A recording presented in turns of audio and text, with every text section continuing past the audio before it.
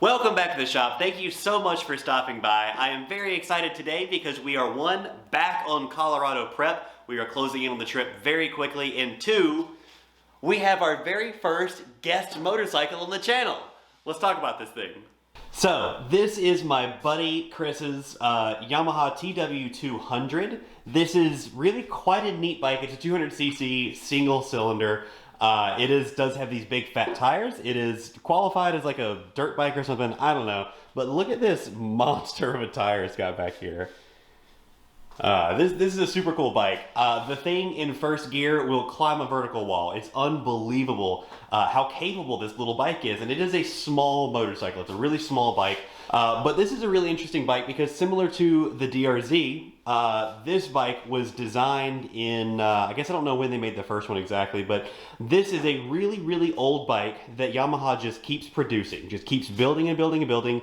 The very first TW200 is basically identical to this TW200.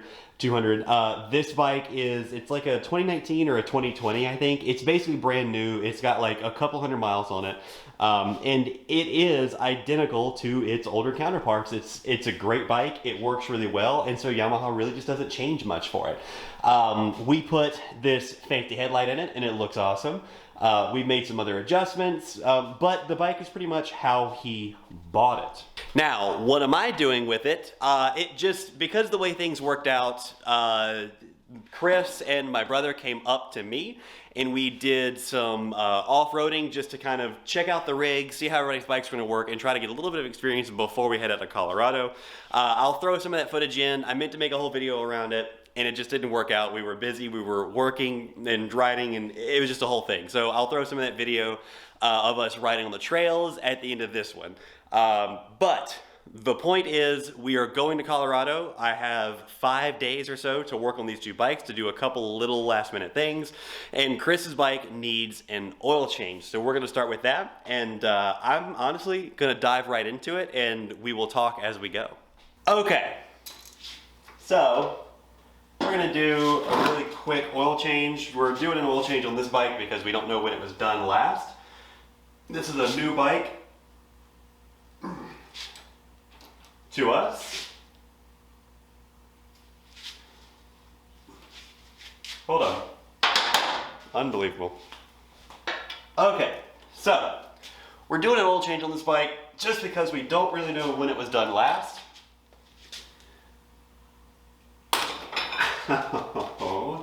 You son of a... the bike is new to Chris. It's new to... we're new to it. So we don't really know when it was done last, and it's always safest just to do it, especially on a trip like this. We're going to be going out and about in kind of a dangerous situation. So we're doing it now. So I haven't talked much about the itinerary for this trip. While we are draining the oil here, we're going to talk a little bit about it. We're going to go to Colorado. I got a buddy who lives up there. We're going to go to his place. We're going to ride just a little bit around in his area, close by to his shop and his tools, so if something goes wrong, we can fix it. Make sure everything is really working like we want it to, and then we're going to hightail it and go to Lake City, still in Colorado. We're gonna ride there for a day or two, I don't know exactly how long. From there, and this is the tricky bit, from there we drive to Moab, Utah, and we're gonna finish the week riding out there. Now, it's it gets hot in Moab, and right now as I'm recording this, they're having like record-setting high temperatures and stuff. It's gonna be 110 plus degrees out there. I don't know exactly how that's gonna work for us just yet. If it's gonna change anything for us, we'll change the itinerary or something. I don't really know. I've talked about on the channel, I don't deal well with heat in general. So in any case, that's the itinerary, that's the idea. And it's gonna be a good time. None of us have ever ridden off-road before, so it should be a fun time no matter what. But there's just a couple of things to watch out for, a couple of things to think about. So one thing I find really interesting, the DRZ is much the same way as this thing is, I guess. I don't know, maybe it's old technology, I don't really know, but there's all sorts of like little screens and stuff. Look at this guy. All sorts of little screens. It comes with there's a spring over it, and this is the oil drain plug. It all fits in there just like this. really interesting to me because, well, this is not normal. The SV doesn't have anything like this. Most motorcycles I've worked on don't have springs and screens and stuff like this, but the DRZ has a couple of little springs like this, or screens like this, and now the Yamaha does too, so it kind of makes me wonder if maybe it's just an old dirt bike thing. I don't know. Now all of this looks fine, so we're gonna run this oil drain plug right back in and keep on moving. But first you gotta pick it up out of the oil that you just dropped it all in, which is not sick, but is the way that she goes. So now we are on the other side of the bike for another kind of weird thing that is not super typical for certainly not cars, and as far as I can tell, not really motorcycles either, or street bikes rather either. And this side, this is where we do the oil filter. Now the DRZ is almost identical in this way. It's on the opposite side of the bike. There's this little cover with 3 bolts in it. All 3 bolts are different, I'm told, and you got to get everything apart just right to make sure, well, make sure you get it back in the right order. The thing that always makes me a little bit nervous when messing with stuff like this is, well, losing parts is such a big deal. It's such a pain, and I don't want to do that. Whoop. So we pop the cover off, everything looks pretty normal inside. Here is the teeny tiny little oil filter, and as far as this end, it all looks good so far. Looks the same. You want to compare and make sure your stuff is correct. From what I've read, this can be kind of a pain to get out, so I'm going to shortcut the whole thing and grab some pliers and yank it out of there.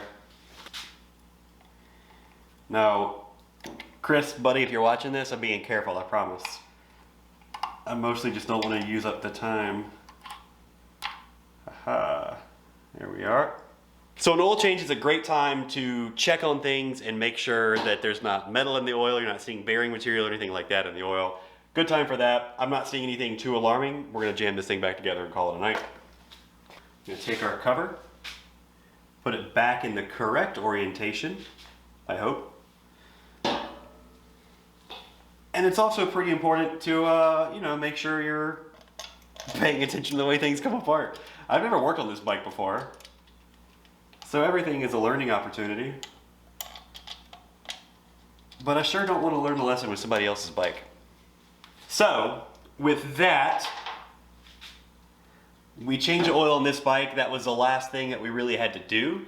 We made adjustments to handlebars and all sorts of stuff like that. But this was the last thing that this bike really needed before it's ready to go.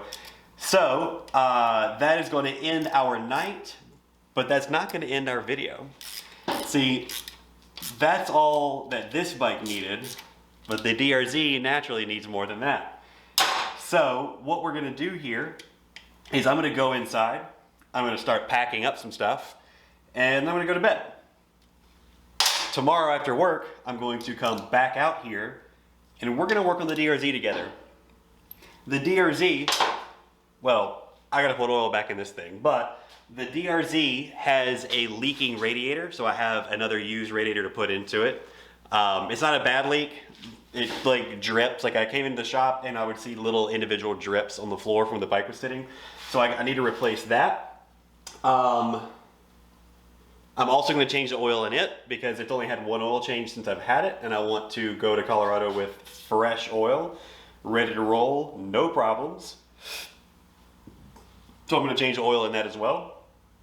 And then the final thing that I think I'm going to do is I might go ahead and rejet the carburetor. Now, if you remember back when I got the bike, I rejetted the carb to, well, to make sure everything was going to work properly because the bike wasn't running well. Runs like a top now. I want to keep it running like a top, and when we go to high elevation, the carburetors cannot adjust themselves. Fuel injection, the computer recalibrates for the air coming in, and it's not really a big deal. Carburetors can't do that, and so I might go ahead and rejet the carb so there's less to do on the other end of the trip.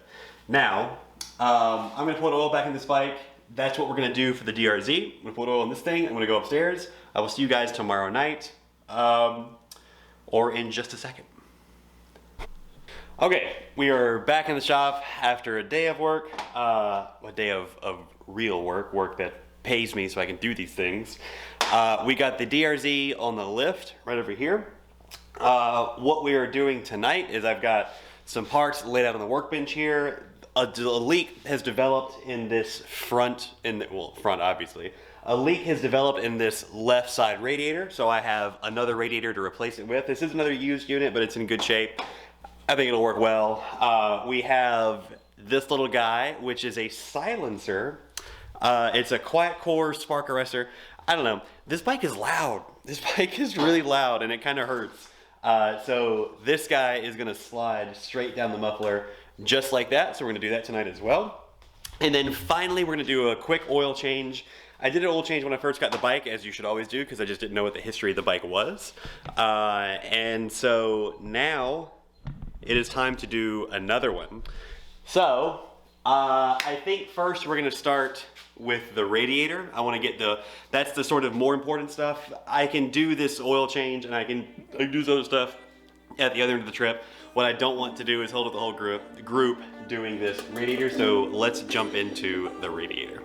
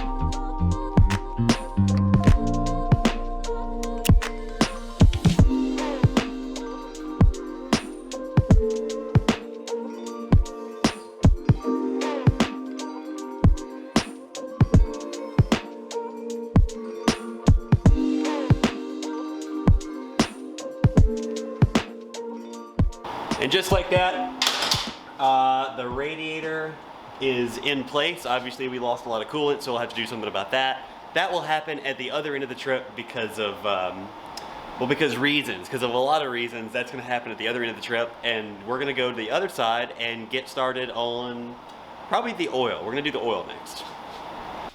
Okay, so you guys have already watched me change oil in this video. I decided not to make you watch me do it again. What we're gonna do is jump straight to the exhaust here. Now, when I bought this bike, this can was on it. The can runs to about here where the header pipe takes over, which goes around the front and into the motor itself. A buddy of mine got me that header pipe. If you remember a couple of videos ago, buddy of mine shipped me that header pipe, and the bike sounds awesome. It's just so very loud.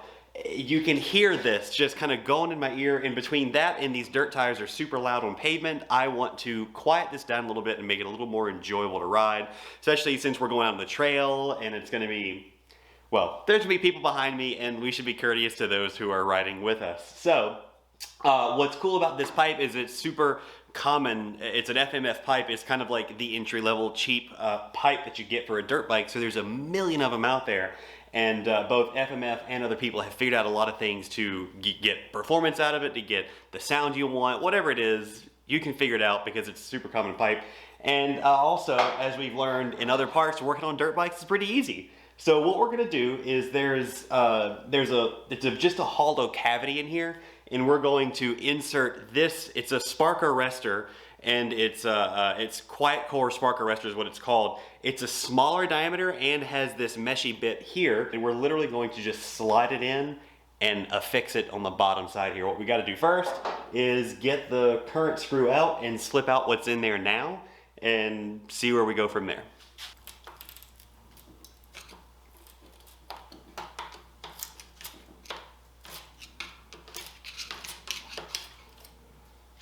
Oh,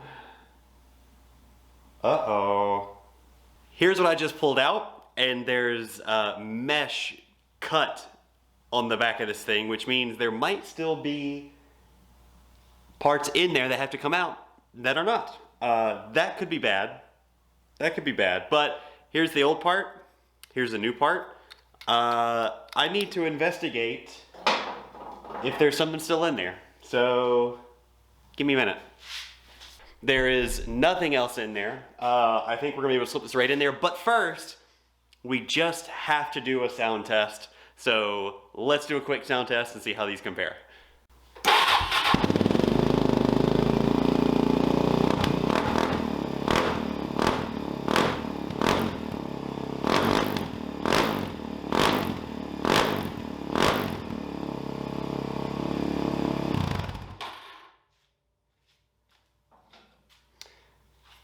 Okay, that's very loud, and that is with no silencer of any sort in there. Let's see what this does.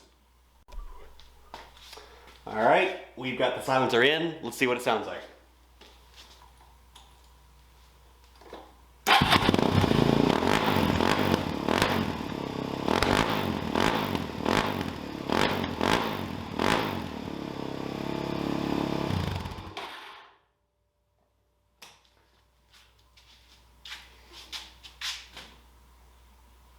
So that's kind of disappointing. I don't actually think that sounds any different at all. Huh. So that's not great. That could be better. Well, it's what we've got, so it's what we're gonna go with, and well, it'll just have to do. So I literally just slid it in there. I'm gonna bolt it in place, and we will move on to the next thing, which I don't remember what it is now, but I'll be right back in just a second. Okay, and with that vaguely disappointing exhaust mod, I'm calling it a night here. I'm gonna let you guys go. I have some stuff to figure out. I've got some, well, hold on.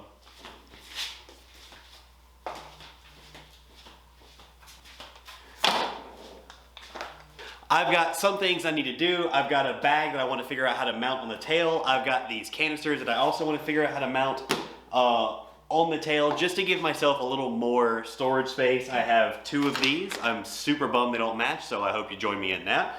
But I've got spare parts in here, kickstand, some levers, not kickstand, but foot peg, levers, stuff like that. I'm gonna put some other spare parts in this thing. I'm gonna have some supplies in this thing.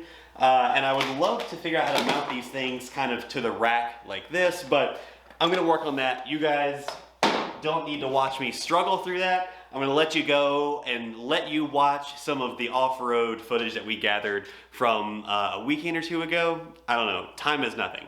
In any case, thank you so much for watching. I am so pumped to take you guys with me on this trip to Colorado. It's gonna be a ton of fun. This bike is beautiful. It works so well. I can't wait to ride it some more. Thanks for watching. Thanks for subscribing. Stay tuned. It's only going to get better. I will see you guys in the next one in Colorado.